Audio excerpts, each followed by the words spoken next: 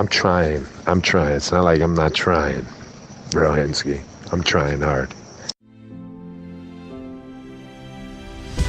Live from Beit Shemesh and broadcasted around the world, you are listening to the From Entrepreneur Podcast with your host, Nahum Kligman. Interviews and advice from Jewish entrepreneurs from around the world. Listen, learn, be Matzliach.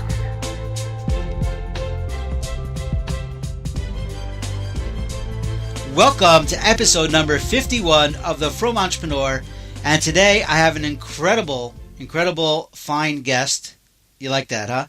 Incredible fine guest for our Purim episode. I have the one and only, the greatest living Jewish entertainer of our lifetime, Michael Fine, aka Mike Fine. Mike, welcome to the show. Thank you very much. I think all your fans and sponsors already tuned us out, so it's just you and me now. That's fine. You know what? I could talk to you all day, and I'm super excited about this because, first of all, we have a couple of things in common besides the fact that we're both men, besides the fact that we're both Jews. But the way I came across you is that we both went to a very special yeshiva. Oh, yeah, yes. Which one, Brisk? Neveh. Oh, yeah, yes. I went to Neveh. Yes, great yeshiva, fine yeshiva.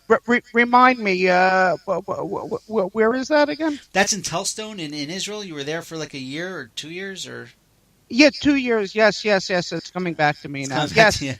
What a wonderful yeshiva. Wonderful place. It was really an amazing place, Neveh Tzion in Telstone, and so we were both quasi honored at this past dinner they just had about a week ago or so, and they put out a video. So I saw the video, and I kept seeing. I'm just telling my audience, like, I just kept seeing this guy came on the video, and I was just laughing hysterically. I just thought he was the funniest guy in the world. I'm like, who is this Mike Fine guy?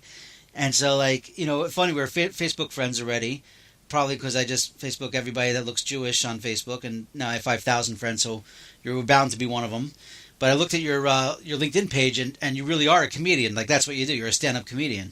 Yeah, well, if the LinkedIn page says it, then I guess it's true. I guess that's not fake news. I guess it's legit. I should also put down I'm 6'1", blonde hair, blue eyes, and I'm ready to settle down and get married. And maybe I'd start getting read some appropriate shidduchim. But yes, thank you so much for the kind words. I was, I guess you could say, discovered at the yeshiva dinner for Neveh on the video montage. Those things generally tend to be a nightmare.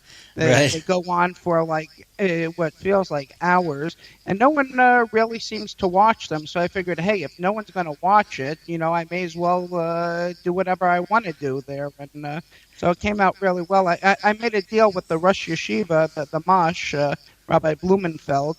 I said, listen, I don't want to do this. It's bad enough I'm getting honored. I have to reach out to all my friends and solicit ads and all this stuff. Right. Enough. I don't want to be in the video. He said, you have to be in the video. So long story short, I told the Mash, I said, listen, I promise I will keep my pants on for the video. And that's it. That's all. Then you have to let me do whatever I want. He said, make a netter. You're going to keep your pants on. I said, yes, I'll keep them on. He said, the entire time, I said, I'll do my best. And he said, we promise. I promised. And then the rest he left up to me. So. Well, it was really brilliant. You were at the dinner itself? Yes, I was at the dinner. It was it really brought tears to my eyes. It was so beautiful. I could not stop bawling. The way they set up the shmorg, they had the shawarma right there when you walked in. And you see what's interesting, they cut up these small little pitas to put the shawarma in, but I ripped the waffle off. I think it was actually part of the display, and I put together my own shawarma and everything. It was really mamish beautiful. Because in the past years, they would just have like these little food trays coming around with maybe like the cocktail franks you get in Costco. But here they actually had a very nice spread. Kapanash really went nice. I can't even imagine. It must have been at least like almost $30 a head that cost them for each of us. But it was beautiful. It was mamish beautiful. Yeah, I heard it was one of the most successful dinners in years, and I'm sure that's largely due to you being one of the honorees and you're coming to the dinner.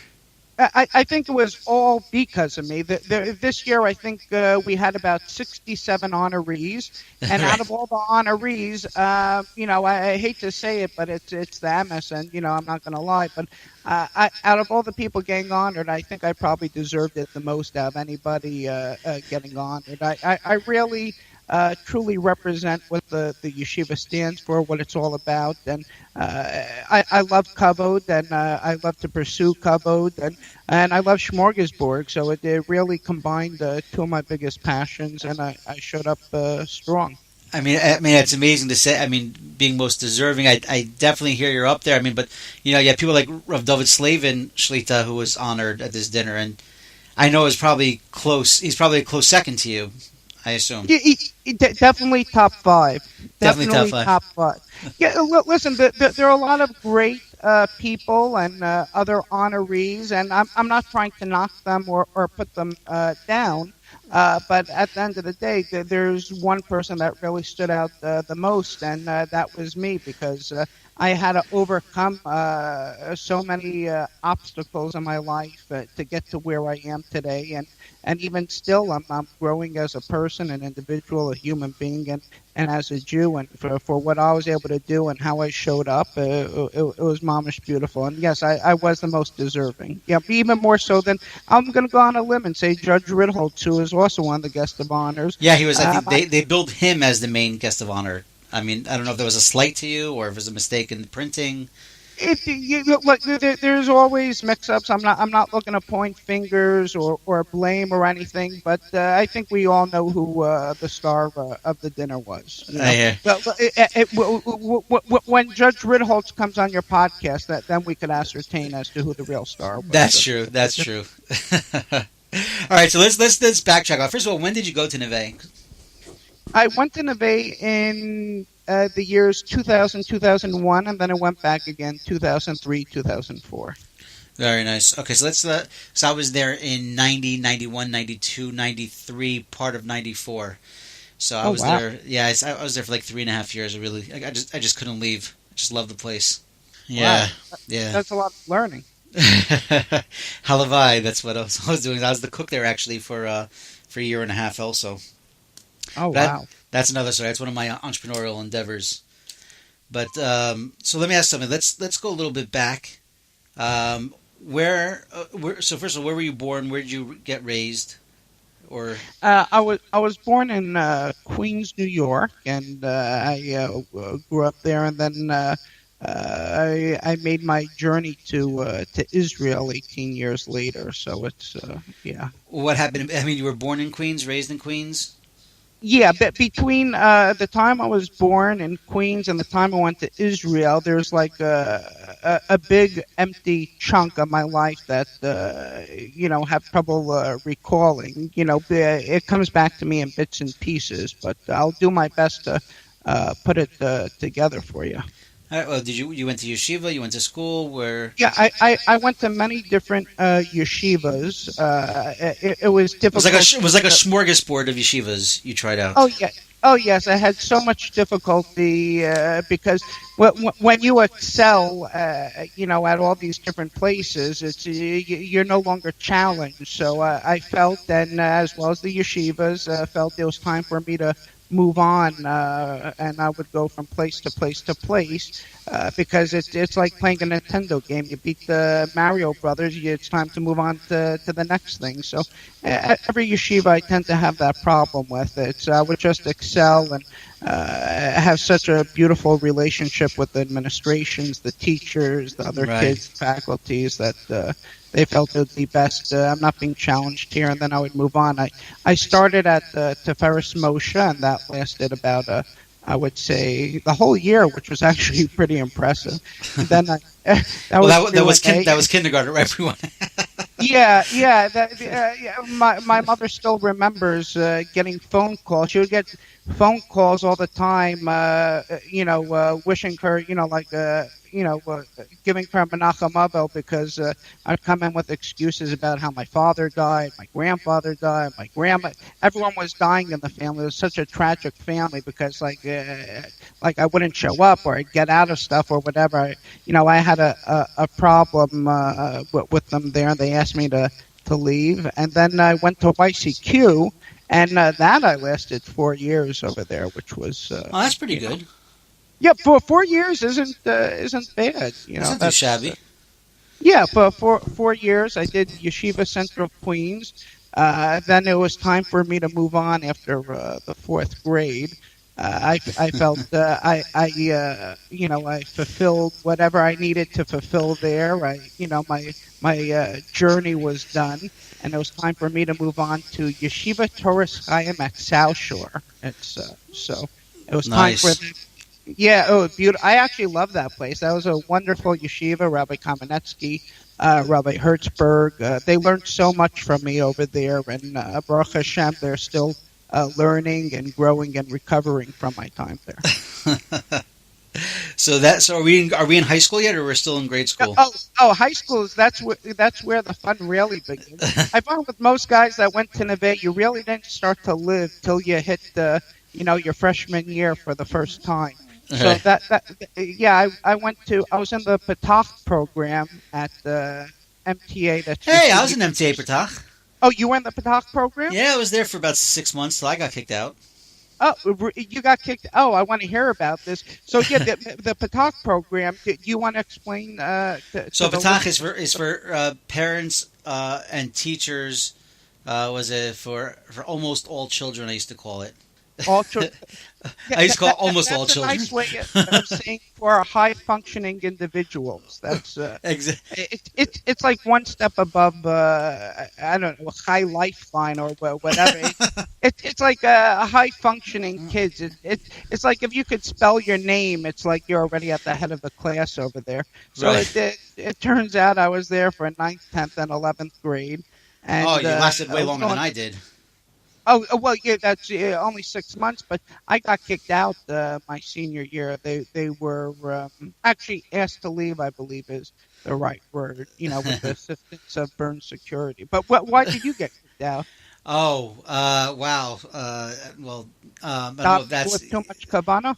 Yeah, that's what... Now, truth is, there was a bunch of things.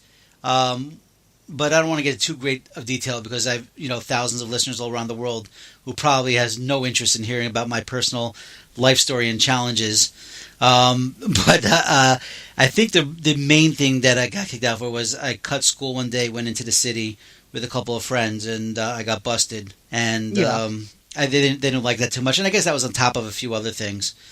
But whatever, that was all in the past. And I mean, truth is, I went to JC for 2 years before that. Oh, okay. But I was sort of asked to leave there as well. Oh, it's actually funny. I could tell you the only time I ever had to sue someone in small claims court for a performance or an agent, it was involved with something connected to those people over there. But we're not going to mention anyone's names on radio. So. No, definitely not on this podcast. This is the From Entrepreneur. Oh, okay. We have the other podcast, the Non-From Entrepreneur podcast. That's where we go into those type of details. Okay, beautiful. So maybe you'll come back and be on the Non-From Entrepreneur podcast. Oh, is this only from people listening? I do have a couple of guys out of Tijuana that for some reason they're really into this. I don't know why, but yeah. So they could be from. I'm not sure exactly. But I would say the large majority are from people. Oh, okay. Beautiful. Let's hope they'll stay from after listening to this. In case your listeners don't realize at this point yet, you invited me on to show you what can happen to their kids if they go off the derech. Exactly. That's why I was brought here. They're never going to complain about yeshiva tuitions again after listening to me for God knows how long over there. Now, there's no better way to bring Jews back to Judaism than featuring me on your show over there, showing them what can happen. Right. This is what happens if you don't take school seriously, or if the school doesn't take you seriously. Of course. All right. So let's go. So we're in high school. We're in high school yet? We got. Yeah, high school? I got kicked out of senior year of high school. MTA. And then what happened? Oh, okay. It was a long story with them, but the short of it was that no other school would take me as a result of getting kicked out of my senior year. Never touched what a a drug in chutzpah. my life. What a very chutzpah. well. Yeah, it was crazy. It's. I can't believe people weren't lining up. Well, it's that's the MS, right? That's you would think, but Yeah. it turns out that I went to Neveh. They came around, they scouted me out, and it's like, how many schools were you kicked out of? Four. Four? Okay, I guess we'll make an exception. We'll let you in. It's usually five's the cutoff, but so it turns out I went there, and the rest is history. Amazing. So first of all, when did this? Let's get into the comedy stuff, because I'm really interested in that, and how that works in terms of the business aspects. Obviously, because it's still an entrepreneurial show. Obviously, we could talk, probably for hours about our Neveh experiences and stuff. But I want to keep this, interesting to more than just our fellow Neveh guys. But so comedy. Were you always? I assume that you were the wise guy in class, and that probably got you into a lot of trouble through the years. But when did you say, "Hey, I want to maybe do this as a business"? By the way, it's actually very interesting. Well, first of all, I was born with this brilliant talent, with this tremendous talent I have. I really excel at what I do. Don't let this podcast fool you. I'm very good at this. Believe it or not, the comedy actually helped me survive in yeshiva and in school as a result of my ability to make the teachers laugh. They knew I had no capacity whatsoever to pass a single test, but they would allow me to write jokes at like the bottom of the test because, just to show some sort of effort. And the teachers would actually give me like a 10 or a 20 as opposed to like a 0. That's honest. Yeah. So like it would encourage me. And then when I was 16 years old, I paid a shiva call to a rabbi from elementary school. And it was very awkward that no one was talking, and I didn't realize that you're supposed to wait for the person sitting shiva to initiate the conversation. So a comic, the worst thing that they hate the most is the silence. So I took it as an opportunity to start, making some jokes and entertaining to try and uplift the guy. So I'm cracking this guy up and everyone in the entire shiva house, and unintentionally. And then a short while after that, it was my great-grandmother passed away, and they needed someone to talk at the levaya, and none of the grandkids or anybody really went to talk. They were all nervous, so my grandfather said, go up there. I talked, and same thing, just on the spot, cracking jokes. But yet, at the same time, he thought it was very empathetic, was able to connect and relate. It wasn't just making people laugh. And he said, whatever I do in life, just make sure it involves public speaking, and you're going to go far. So you were never really stage shy. I am petrified to this day to get up on stage. I'm scared to get out of bed in the morning. I'm scared of getting a phone call. I'm scared of technology, but I overcome the fears. Where I try to manage it and the best I could. And at the end of the day, if there's no fear, there's no excitement. I love being able to challenge myself and overcome those fears. Well, I mean, the scarier the audience, the scarier the situation, the more excitement, the more challenging. Jerry Seinfeld had a line, and just because you were talking about levayas and speaking at them, he said that more people, they're scared of speaking publicly than they are of death itself. Of death itself, right? So that the people that speak at the levaya would rather be in the coffin. Oh, 100%. And I'll tell you, if you ever perform for an Orthodox crowd, that is like actually being in the coffin. That's like truly, that's like truly a chesed shalamis. That's like, you can't even imagine how difficult, it's the hardest crowds in the world to do for the Orthodox. I'm not saying that in a well, yeah, I am saying that in a disparaging way, but at the same time, though, it's the most challenging, and I love the challenge. And No, if you could go to a levaya where there's full of Orthodox people and crack the place up, you are good. Yeah, you are good. Well, yeah. Well, it's I like to think. Yeah, I am very good. I'm very talented. Yeah, I wouldn't have gotten honored if I wasn't good at what I do. That's true. But yeah, performing for those types of crowds, or any type of crowd for that matter, just to get up on stage. Last night, I was performing here in the city at a club called Dangerfields, and right until the host called me up on stage, I was petrified, not sure what I'm going to say, what am I going to do, will they like me, will they not like me? And then, is that true? Oh yeah, yeah.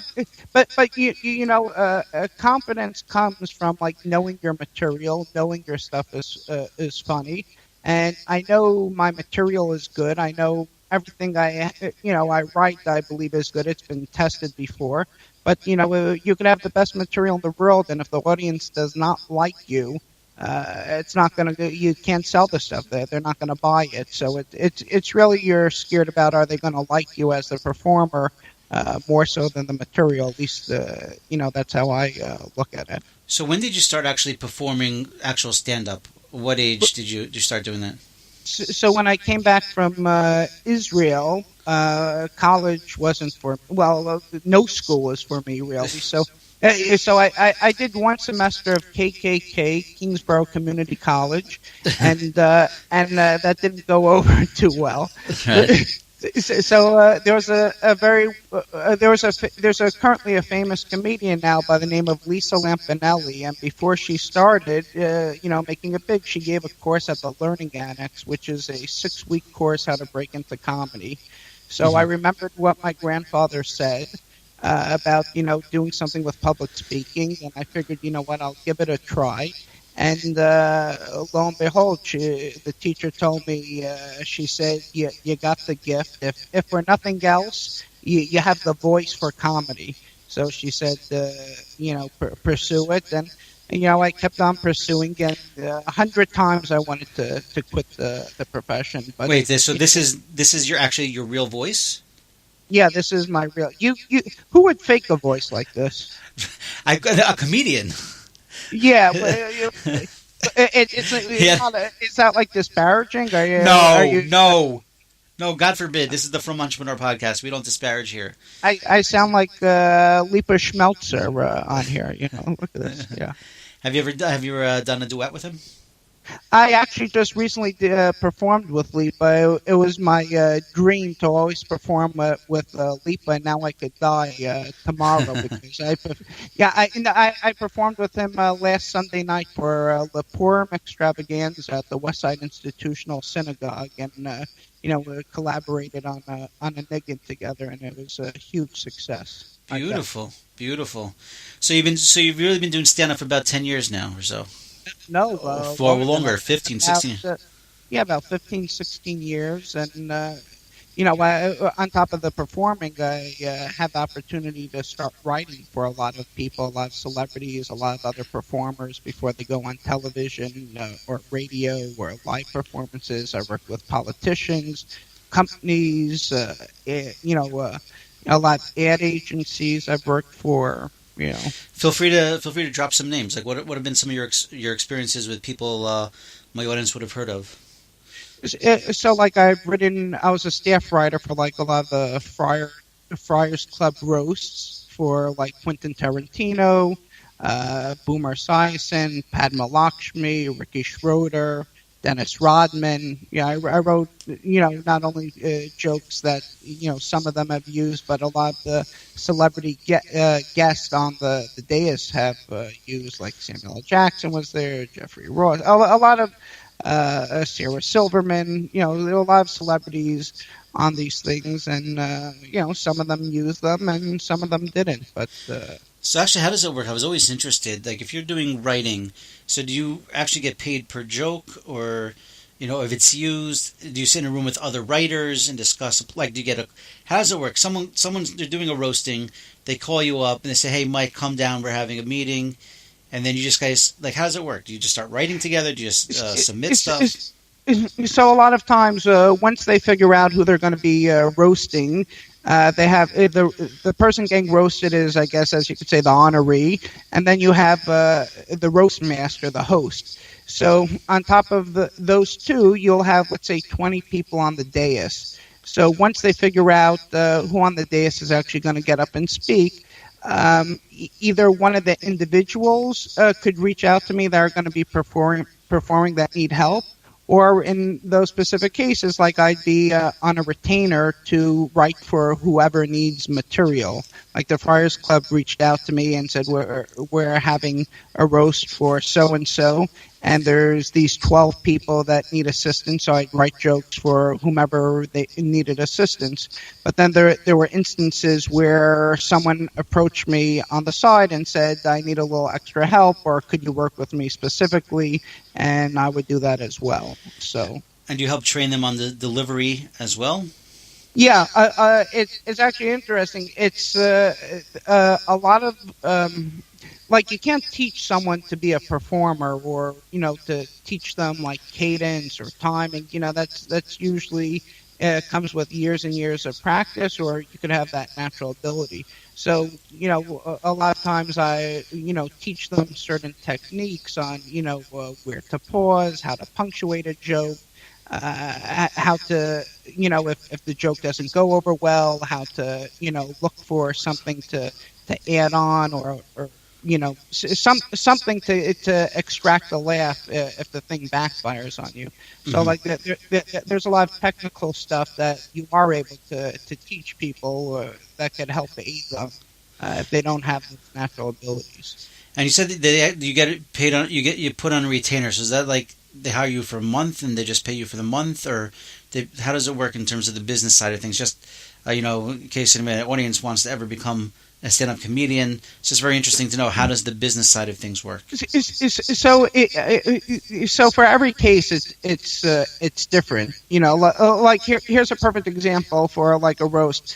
I had an agent reach out to me and said a big CEO of a bank, his son is getting bar mitzvahed, and they wanted to do something special for his bar mitzvah. So they figured we're going to throw him a roast. A 13-year-old boy, they're throwing a roast. They have absolutely no concept of what a roast is. This poor boy, Neveh. Oh, my gosh. His two siblings, his brother that got bar mitzvah 2 years ago, they flew in the entire United Manchester professional soccer team, and they paid like 6 Knicks players to show up to walk around and schmooze with this kid. And this poor kid gets Mike Fine to roast him in their duplex apartment. You could tell who's not the favorite kid. So what ends up happening, the agent, of course, wants to make his money and says, I have this great comedian, this great writer. Oh, he could write a customized roast for your son in like 2 days, no problem. So it turns out, like when working with like celebrities or these other performers, normally you get 5 weeks, 6 weeks, and you have many different drafts. They could take the material, they could try it out, and in a club perhaps. But so for this certain scenario, on top of being a performer, which I get X amount, then you have like you didn't mention what X amount was. You missed over that. Yeah, because it varies. It varies significantly depending on when, where, for whom. Because how much preparation's involved. If you want me to show up on a Tuesday at 2 p.m. to perform at a corporate event versus on a weekend. Right. But so for this poor kid for the bar mitzvah, they had me show up to this this duplex penthouse apartment. It's like a $30-40 million apartment. They have me waiting in their PlayStation room until they finish dinner over there. And I'm going over material that I spent literally the past 48 hours writing material. I didn't even eat a single thing. While I was walking over to this gig, I didn't eat in 2 days. I started chewing an apple. I didn't even have enough energy to swallow. Like, that's how drained I was. So basically, the point I'm trying to say is that when they pay me to show up and perform, it's not that you're just showing up for a half hour, 45 minutes to perform. The amount of preparation, work, and everything involved with it is insane. You know, Right. and there's also very few comedians that are capable of. One day I could be performing in a biker rally in South Dakota, and then the next day I could be performing for a bunch of Hasidim in Muncie, you know, Right. for like a B&H holiday party, basically. And you want to make sure that you don't cross your material between the two. Oh, 100%. And and it's also very tailored. You know, there's nothing worse than, you know, you see a comedian in one venue, and then he goes to another venue and does the exact same thing, word for word, verbatim. It's you know, Wasn't that how all the big guys do it? I mean, yeah, you know, when you go on the big guys, you know, when they go on a tour, whether it's Seinfeld or, you know, Yeah. Robin Williams back in the day, I would assume the material is 90. Well, actually, Robin Williams, he was just genius. He probably just came up with his new show like an hour before, but you know, I would assume they have a routine that's 90% the same, whatever city they're performing in. Yeah, for the most part, yeah, they're very strict. They stick to that script, and you know, it works for them. Also, a lot of them have you know, writers helping them out. Well, when you make it big, you know, you have people like me, you know, assisting or hired to, you know, send you in jokes if you're going to, you know, like I just recently had someone say they were going on television. They were doing like a morning news show, and they sent me over like some jokes they were going to be doing about the elections, and they asked me if I could help punch them up. So for something like that, you know, is different than if, you know, I'm the actual performer going out there to perform original material versus if I'm going to be giving it to someone else to perform. What do you prefer? Do you prefer to write or do you prefer to perform yourself? Uh, they both have their rewards and challenges. It's actually interesting as a writer. The stakes I find to be a lot higher because when, you know, I write a joke and I go out there and perform it, you know, I live and die by it. If it doesn't go over well, okay, you know, it's on me. But Right. if you write a joke and someone goes out there and it bombs, it's like really awkward. It's like it's your fault that that other person's experiencing pain. So a lot of people tend to be more selective. Generally, yeah, I've seen this with writers. They're more selective, and they'll keep like the better stuff for themselves. But yet they'll give something that it could go over well or possibly not. They'll give that out to other people, and you know the other person could live or die by it. So it's I'm like the opposite. I'm actually even more conservative and more sensitive with the material I'll give out to other people, just because it's in that aspect I actually enjoy that because the stakes are higher and it's you know, watching someone else up there doing it, you know. Right. And I guess you get a lot of hana seeing someone perform and getting an awesome reaction to it. There's To a no joke better. you wrote. It's you know, I don't have any kids, you know, but you know it's like the same thing, you know, like if you have a kid out there and they, you know, perform or sit apart, you get pleasure out of watching, you know, that's your creation, that's your offspring, and it's the same thing with jokes. They're all your little babies, and you know, to see someone else derive pleasure and benefit from that, it's no better feeling in the world. You know, but when I actually go out and do the joke and perform, it's great. It's very one dimensional though. It's you know, you get the laugh and then bam, you're on to the next joke. But something very tailored, specific for a person, you know, or you know, like a sketch video I write for someone, or you know, they use it for their marketing campaign, and it Right. goes over well. It's a hit. I love it. You know, So what was one of your biggest performances that you've done to date? the Neveh dinner. Yeah. The Neveh video montage dinner. That was my That was it. That was main that was peaking. Yeah, I peaked it. Well, yeah, I guess you could say I peaked. It's all downhill from here. I'm on your podcast, right? Right. That's what next? Am I going to be on like Yeshiva World News, like commenting on like people Hasidim getting arrested or something? Right. Now, what was my greatest? That's a great question. I just recently did a tribute performance for a very dear friend of mine, Max Alexander, a brilliant comedian whose brother, coincidentally, was a Neveh alumni, Rabbi Drelich, who was one of the honorees this year. And he's a rabbi at the SAR Yeshiva in Riverdale. So his brother Max, a phenomenal performer, tremendous entertainer, and he passed away just recently. Oh. And we did a tribute for him by the Friars Club last week, and a lot of big name talent came out, and Elaine Boozler, Judy Gold, Julio Iglesias sent in a clip, Judd Apatow, a lot of other celebrities sent in stuff, Anne Margaret, and it was a beautiful event, and so it was moving, it was funny, and it was very warm, and just a very special, Very nice. What about the like? What's your dream job? Like, what do you want to get into late night shows? Do you want to write for the late night shows, or what's my dream job would my dream job? It's a good question. I enjoy writing. I'd love to have a couple of television shows. There are a couple of TV projects I'm working on right now. And just launching my own television projects, producing them, starring in them. And that's what I really enjoy. Really enjoy working with my friends and making people laugh. And actually trying to keep the humor relatively clean. There's a shortage of good, clean humor today. So it's, people tell me I have that old Borscht Belt style delivery. Those guys were like my idols, Shecky Green, who I'm friendly with, and, Milton Berle, the Don Rickles, Red Buttons. Those guys were legends. Yeah, definitely, clean humor. I mean, I think Seinfeld is pretty clean as they get.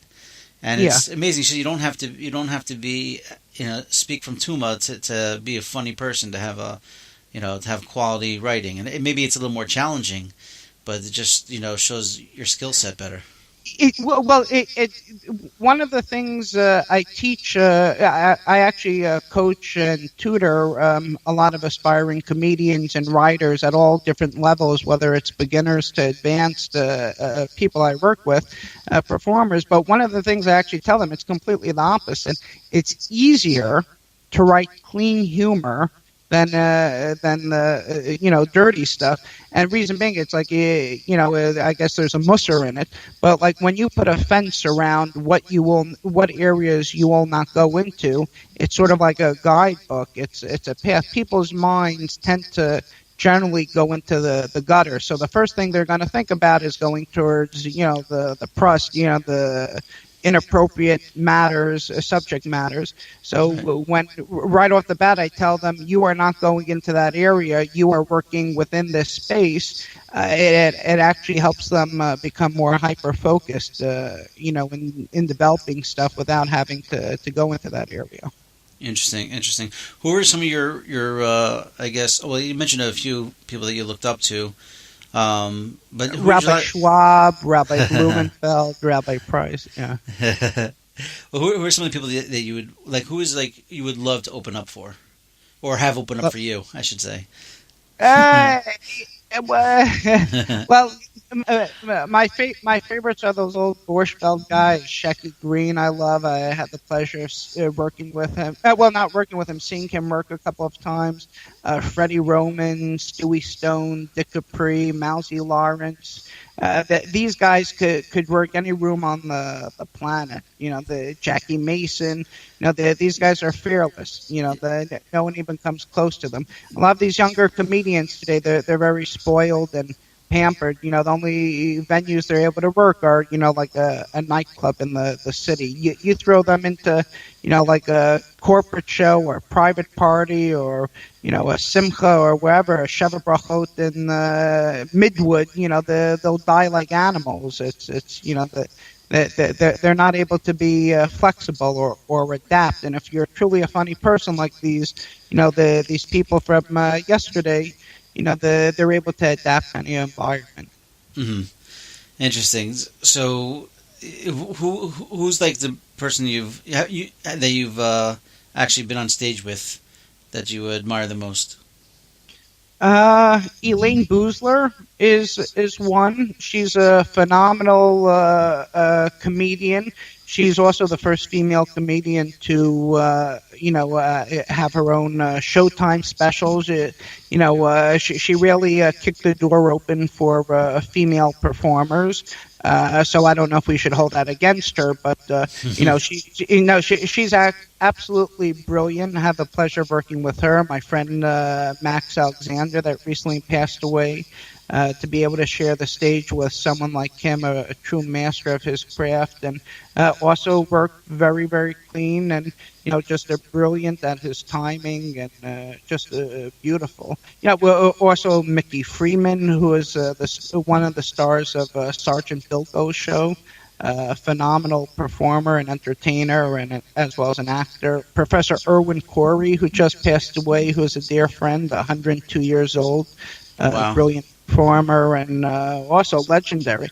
The guy was performing for probably close to 80 years. Wow. Yeah, it's amazing. And Pat Cooper's another one I had the pleasure of working with. So many wonderful. I've been truly blessed in that area.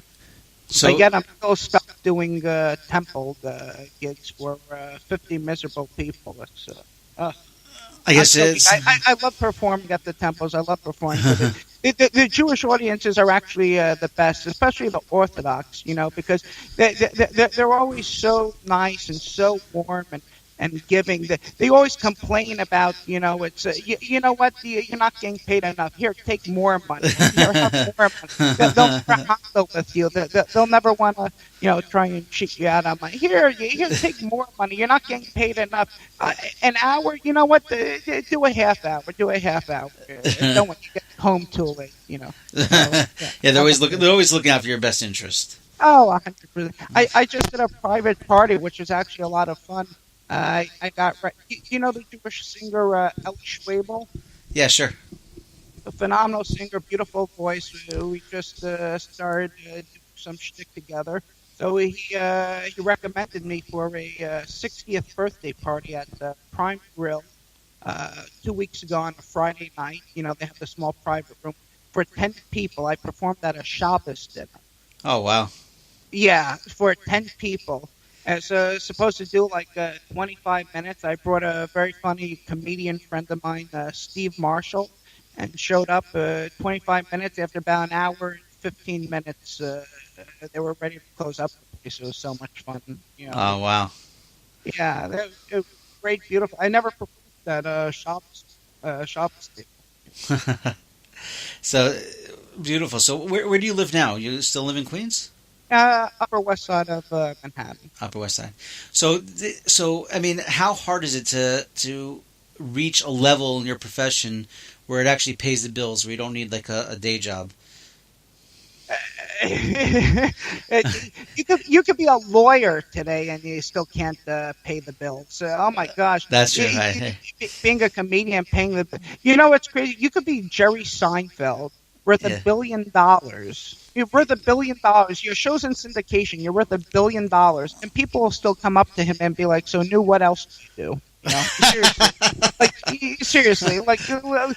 your fallback job? Do you have anything else to fall back on? Seriously, when it's like you talk to Italians, you tell them you're a comedian. It's like, oh, well, where you're performing next? That's great. You tell a Jew you're a comedian. It's like, so seriously, could you make a living? That's the difference. So it's. I knew we were going to get there.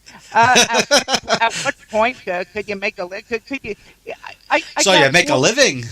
I could have four. I could be a brain surgeon and a engineer and a God knows what else. Right? I still probably won't be able to pay yeshiva tuitions. Make a living? Thank God it's I've been able to build a name for myself in the business and starting to get consistent bookings in the areas I'm looking for. And it took me a long time because it's I worked mostly as a performer before, and then mostly as a writer, and now I combined the two and been writing a lot for myself and tailored stuff for corporate events and private stuff and doing consulting. And within the past 2 3 years, I was really able to carve out that specialty of being able to really tailor an act for any specific client. There's so few of us that are able to do that. Thankfully I'm able to stand out now and get business. So. Excellent. Now you told me also that you learn every day. Does you find that learning actually helps you with your spiels? Learning actually hurts you. It's the absolute worst thing you could ever do. Learning's the biggest mistake, but I still. Oh no! Learning actually does help. When people work for themselves and you're an independent contractor, one of the most challenging things is how to organize your time and find structure to your day and give yourself a set seder. So about a year ago, I was working crazy hours throughout the day, and I was feeling very burnt out, and there wasn't enough time for myself. So I just needed a breather, and coincidentally, I started learning in the West Side Kollel with the Rabbi Melman of Ohav Shalom, and we have a set seder with there's one other bacher in the shir. He'd probably not want me to mention his name because he's on the market. Oh yeah, no, I hear that. Yes, so I don't want to hurt his chances, but really Right. great. You can message me afterwards if you want details. He's a learner and an earner, but it turns out that the learning actually gave me some structure. And coincidentally, the second I started learning, the way the Yetzer Hara works is all the opportunities in the world start pouring in. The second you say, I'm not going to perform on Shabbos, okay, we have this audition for late night television this Friday night. No, Yeah. there's no better way to get big bookings or move ahead in the business than to say, you know what, I'm going to keep 100% Shabbos now. I'm going to be Shom Torah mitzvot. Yeah, that's exactly how things work. Yeah. Right. So basically, you see a lot of goyim with Gemaras nowadays. Opening them up, hoping to get more comedic business. Gemaras. Well, you said, once you open up the Gemara, once you start learning, then all the opportunities yeah. get. Well, exactly. There's no better way. I'm telling you that the second I started learning, all the opportunities in the world start showing up. There are so many of those opportunities. I literally lost track. I remember one instance is that I got offered to do like a corporate booking on a Friday night. And in theory, I'd be able to walk there, but there's a microphone, so you're dealing with Marasayan, and you're getting paid for your preparation before all this stuff. It probably could have been kosher, but I said, you know what? I said I'm not going to do it. I'm doing my best. Whatever. I'm going to be a good boy about it. Fine. Lo and behold, 2 days later, I get an offer on my property. I have a couple of properties still up in Connecticut. I got an offer to purchase a house I didn't even have on the market, and the purchaser is willing to pay full price for the house. Wow. Because he needs it for his basement outgrew. They have a shtibel, this and that. So all of a sudden, I'm killing myself worrying about how I just lost out on this, corporate gig. I'm trying to do the right thing. How am I going to pay the bills and all that? And lo and behold, they get an offer on the house. Amazing. Well, That's how Hashem works, you know? Well, yeah, because the house didn't close, the contract fell through, and now I lost the tenant. So that's no, I'm joking. I'm joking. Yeah. Well, wouldn't that be a great story if that really did happen? You know, I'm actually thinking about telling people now that I'm a convert because that seems to be like very trendy. You know, like in the Jewish speaking. But like you always see these speakers coming on the scene about how very inspiring how they I was a former priest and a Buddhist monk and all this stuff and I gave it up and now I went to Isha Torah and all of a sudden now I have 14 kids and I'm making serious bank speaking on gateway Shabbatones. So I think that's what I'm going to do. I'm going to start telling people I left Scientology. I escaped, the touches of Tom Cruise and John Travolta, and now I'm, learning in the West Side Kollel over there in the mornings. I think that would be like a great hook. I think so. I think you probably get a lot more bookings for sure. Yeah, like you could book me and Faye Zackheim and Rabbi Schaefer the Schmooze at your next From Divorce weekend. There you go. All right, Mike. I really appreciate you coming on the show. I love hearing your story. We could talk on for hours, but Purim is coming, which I know is your busiest time of year. And 100%. I spend all day recycling shalach manos. I have a recycle bin in my kitchen over here. It's in one door and out the back door. So. You just gotta be careful you don't give somebody the same shalach manos they gave you. Yeah, well, it's that's true. That's a good point. Yeah, you have to be alert for that. That's right. Anyway, thank you so much for being on this show. I can't wait to. Hopefully, I'll see you. You ever come to Israel? You ever perform over here? Oh yeah. If the second I hear that word gets out that I'm about to be indicted, I have a plane at Peterborough facing Tel Aviv. So it's It's ready. It's ready to go. Yeah. I actually fly into Jerusalem. I come a couple of times a year just to do grocery shopping. Go to get some Agozi bars. Yeah, marzipan. I just fly in to get some marzipan. Yeah. Turn around, and I have to drop a brick of American cheese off on my sister in Beit Shemesh because. Hey, your sister's. I'm in Beit Shemesh. Oh, she's in Ramat Beit Shemesh. I'm also in Ramat Beit Shemesh. Who's your sister? Adler. Which Adler? Alana Adobe Adler. Sounds familiar. Yeah. It's funny. Yeah, so you're going to be here. So next time you come, we're going to have to get coffee together or lunch. Oh, God willing. Amir Hashem. I definitely look forward to that. You know what? You come for lunch, and I'll let you pay for it. Could we put it on the calendar right now? You're coming in when? Yeah, you know when you're coming in? No, absolutely no way. Well, she still has ketchup right now, so it's as long as they still have the Heinz ketchup, there's no need. I actually bought the tickets to Israel. I have like 22 of them left to use. They had remember when El had the club? Yes, you bought like tickets were $1.99 like on El when they had the flub. I bought like 20 of them and I felt like such a sucker because I saw on Dan's deals you could get tickets for 49 cents, but you stopped over in Kiev for like 6 weeks. So it's I have to time everything right, but I'm going to try and use up some credit card points and miles on my Delta card over there to try and get there soon. So. Awesome. So when you do, we're definitely going to get together. And I thank you again so much for coming on the show. And it was really great hearing your story. Once a Neveh guy, always a Neveh guy. So technically we're brothers. And I really appreciate hearing your story. And I look forward to hearing more great things about you. And not just from you. And if people want to find out more, or look me up, MikeFineComedy.com, and I'm on the YouTube, the Facebook, the whole nine. So you got it. I'll link to it in the podcast notes. Beautiful. Have a Freilich and Purim. Freilich and Purim. Thank you for listening to the From Entrepreneur Podcast with Nachum Kligman. We hope you learned something valuable and will share this with your friends. For show notes, archives of previous episodes, and more information to help you start and grow your business, please visit our website, www.FromEntrepreneur.com. Listen, learn, be Masliach.